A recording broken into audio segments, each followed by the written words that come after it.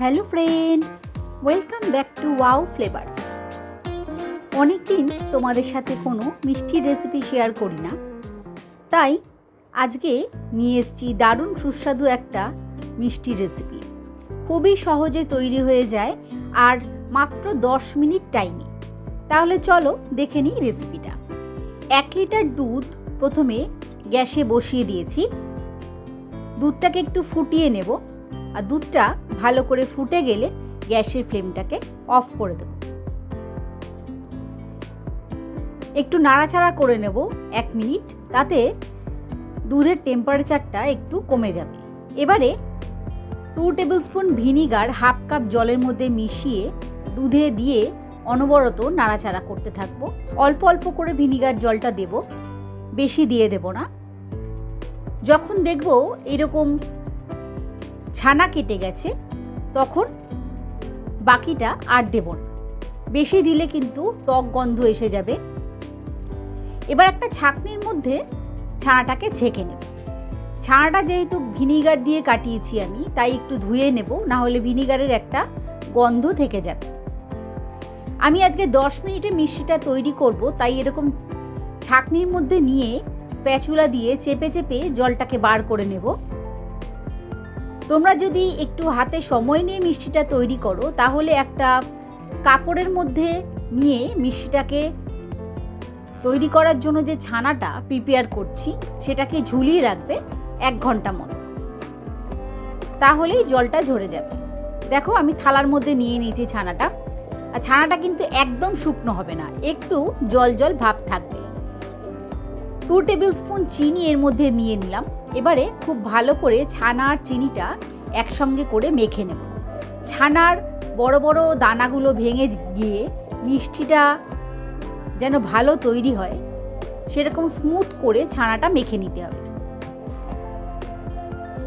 চিনির দানাগুলো গলে গেছে, একটা মণ্ড তৈরি হয়ে গেছে, রেখে দিলাম একটা সাইডে। এবার একটা কড়ার মধ্যে 1/2 কাপ লিকুইড দুধ আর 1/2 কাপ পাউডার মিল্ক দিয়ে ভালো করে মিশিয়ে নেব। ভালো করে মেশানো হয়ে গেলে এবারে গ্যাসের ফ্লেমটাকে অন করে দেব।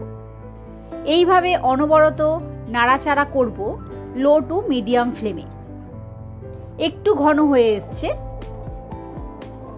এবারে যে ছানাটা মেখে রেখেছিলাম সেই ছানাটাকে দিয়ে দেব। ছানাটা কিন্তু আমি খুব বেশি মসৃণ করে মাখিনি, রসগোল্লা তৈরির মতো নয়, কিন্তু দানাগুলো ভেঙে গিয়ে একটু স্মুথ হয়ে গেছে ছানাটা। খুব ভালো করে এইভাবে মেশাতে থাকবো। ফ্লেমটাকে একদম লো করে দেব, না হলে নিচ থেকে লেগে যাবে। ফ্লেভারের জন্য দিয়ে দেব 1/4 টিস্পুন ছোটো এলাচের গুঁড়ো। ছোটো এলাচের গুঁড়োর বদলে তোমরা এখানে গোলাপ জলও ব্যবহার করতে পারো। অনবরত নাড়তে নাড়তে দেখো এরকম হয়ে গেছে মণ্ডটা। আর শুকনো করব না, আমি আজকে নরম কালাকাঁদ তৈরি করছি, তাই এই অবস্থাতেই নামিয়ে নেব একটা টিফিন বক্সের মধ্যে। বক্সের মধ্যে আমি আগে থেকেই একটু ঘি ব্রাশ করে একটা বাটার পেপার লাগিয়ে নিয়েছিলাম। এবারে ছানার মিশ্রণটা এর মধ্যে দিয়ে এইভাবে স্প্যাচুলা দিয়ে সেট করে নেব। আর গার্নিশ করার জন্য দিয়ে দেব একটু পেস্তা বাদাম কুচি। এটা পুরোপুরি অপশনাল, তোমরা চাইলে নাও দিতে পারো বা অন্য কোনো ড্রাই ফ্রুটস দিতে পারো। এবারে স্প্যাচুলা দিয়ে চেপে চেপে পেস্তা বাদামের টুকরোগুলোকে মিষ্টিটার ওপরে ভালো করে সেট করে নেব। এবারে 1 ঘন্টা রেখে দেবো ফ্রিজে সেট হওয়ার জন্য। 1 ঘন্টা পরে বার করে এনেছি। দেখো যেহেতু বাটার পেপার লাগিয়েছিলাম, খুব সহজেই এটা আমি বের করে নিতে পারলাম বক্স থেকে। এবারে নিজেদের পছন্দ মতো শেপে কেটে নেবে মিষ্টিগুলো। তাহলেই একদম রেডি কালাকাঁদ।